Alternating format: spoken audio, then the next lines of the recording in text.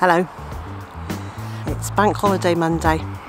It's incredibly hot here today.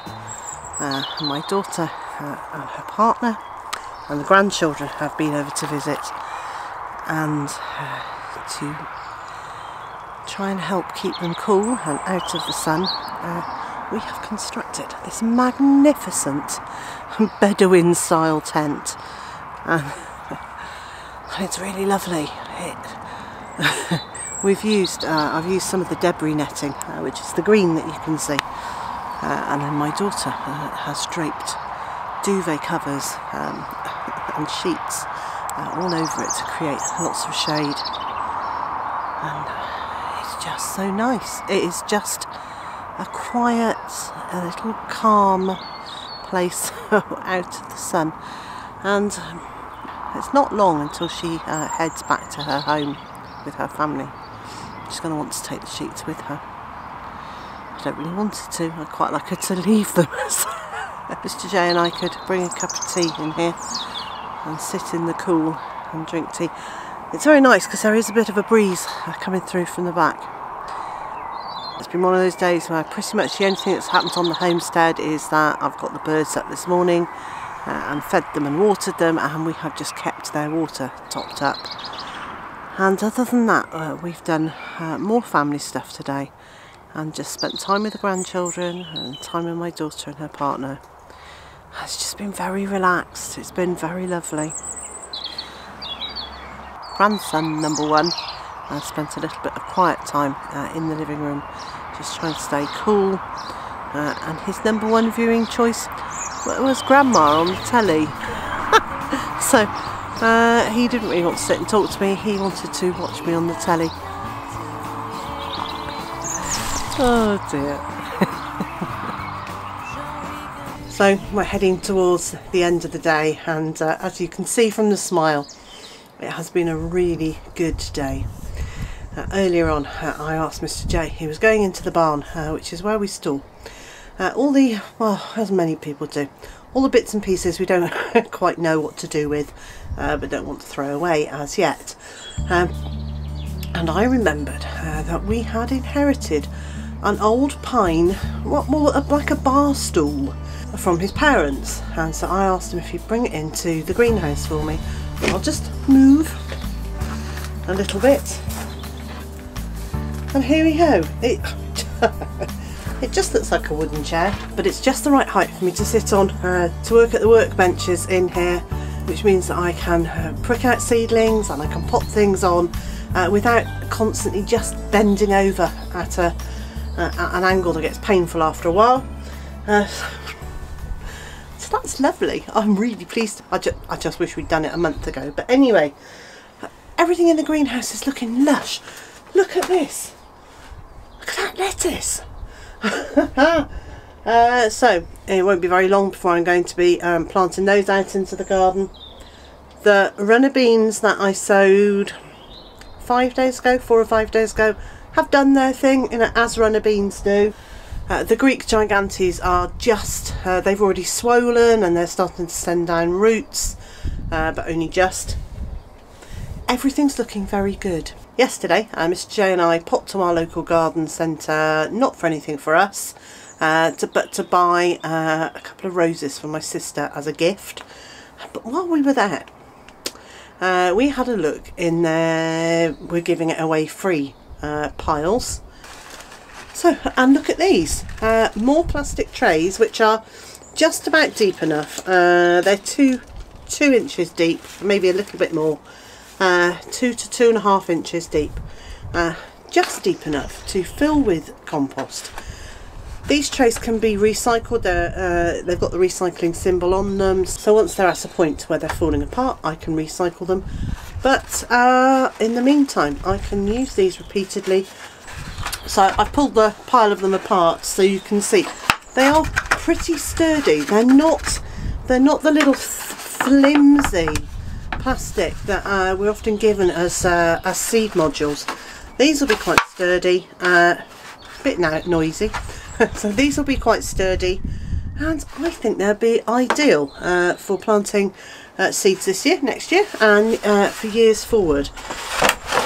So I got 5 of those trays, and I also found a whole great big pile of these, which likewise are about 2.5 inches deep, and they're quite wide. You can see that obviously they're for standing plant pots in, which I could do, or again I could fill them with soil and either prick seedlings out into them, or just sow 3 seeds in, and then once they're ready to go into the ground, I can plant a clump in the ground.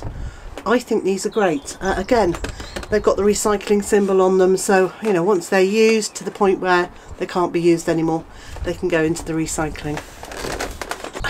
That whole makes me very happy. I want to give you a quick update on the Asturian tree cabbage, because I know several people wanted to see how that was getting on. Just go and get it. So here we go.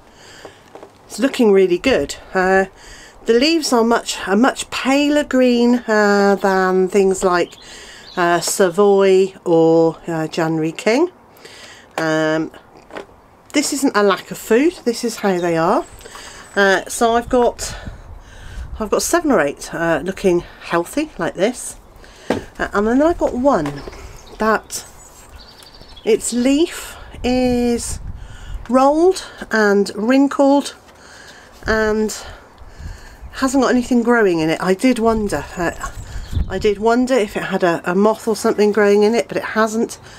I'm going to assume that has got wet and then got sort of scorched, or it's got too dry, one or the other, but I think that's a water and heat issue, as opposed to any sort of animal or pest. Everything else in here is doing really well. The other thing I did get while we were at the garden centre is I picked up a few last minute seeds. So these aren't organic ones, but I will grow them without the use of chemicals, and where I can I'll collect the seeds, so that then next year they'll be a step closer to being organic seeds. So I got a rainbow chard. I don't like the taste of the leaves at all, but what I do like is I really like the stems roasted in a tray of mixed vegetables. And guess what? The chickens love the leaves, so win-win. Oh, and it looks attractive. Win-win-win. I got a different beetroot to try.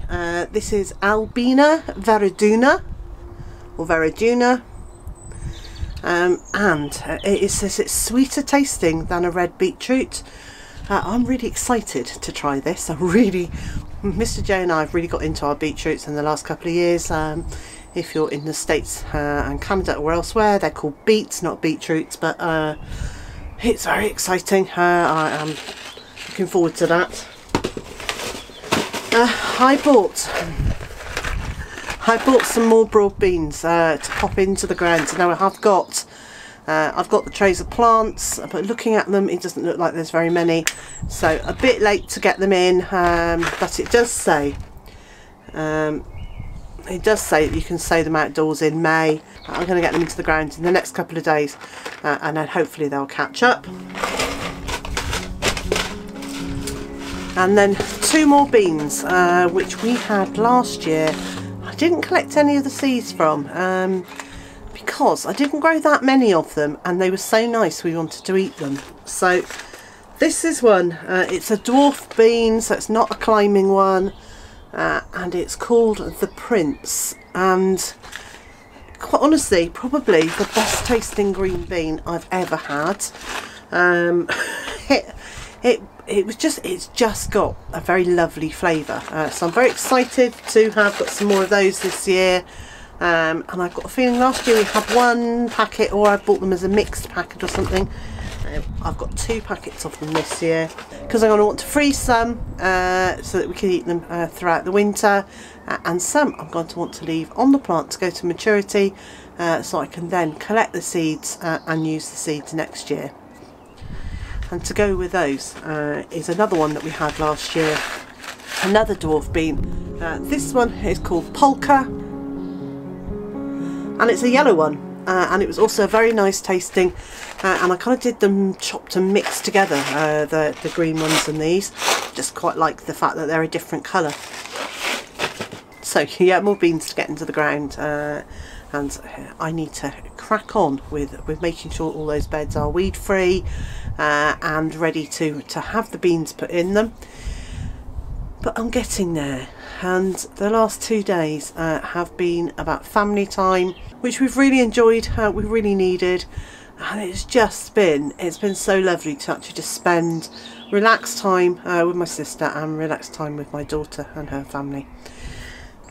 So that's it for me. I think I've caught you up to speed with what we've been up to over the weekend, how things are going in the greenhouse, and so wherever you are in the world and whatever you've done this weekend, I hope you've enjoyed it, and I also hope you'll join me again tomorrow.